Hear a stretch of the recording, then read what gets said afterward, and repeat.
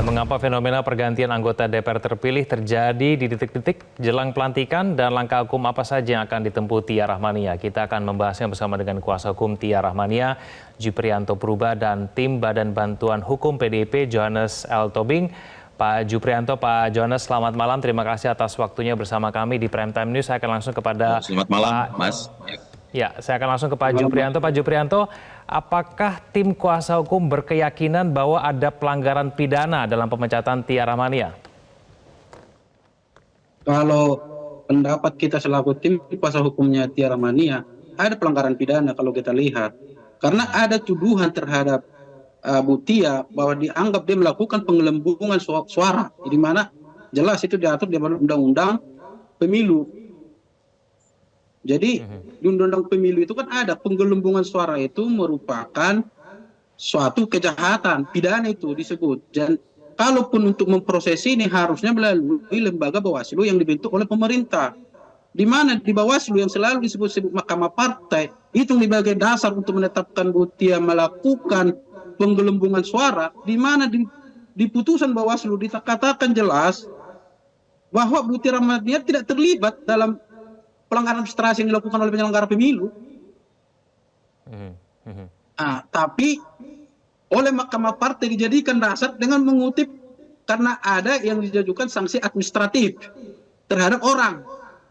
Makanya keputusan Mahkamah Partai terhadap diri Bu Tia jelas dikatakan oleh karena itu tidak dapat dibebankan pertanggungjawaban pelaksanaan tata cara, prosedur, dan mekanisme kepada Tia Rahmania. Artinya dengan adanya keputusan Bawaslu tidak ada indikasi pidana. Lalu Mahkamah Partai mengatakan ada indikasi pidana penggelembungan suara dan harus dipecat dari partai. Ini keterangan Mahkamah Partai itu bagaimana seorang Mahkamah Partai berpendapat kami tawarkan untuk mengundurkan diri. Tapi sudah dikatakan Tia melakukan kejahatan. Itu nggak mungkin bisa diterima oleh Bu Tia. Baik. Karena bukan pelanggaran etika lagi, tapi pelanggaran terhadap undang-undang pemilu. Ya. Yang mana itu mekanismenya Pak Jupri, jadi berkeyakinan bahwa ada unsur ya Pak Jupri, jadi ada unsur fitnah gini di sini dalam terhadap Tia Rahmania. Ada. Kalau dibilang unsur fitnah ada karena gini, pertimbangan Majelis Mahkamah Partai menyebutkan bahwa Tia Rahmania mengambil suara partai 10 suara. Ada satu lagi anggota partai nomor 3 mengambil suaranya 251. Lalu di amar putusan mengatakan Tia Rahmania ini terbukti melakukan penggelembungan suara 1626. Dari mana amar itu datang tanpa ada pertimbangan yang jelas?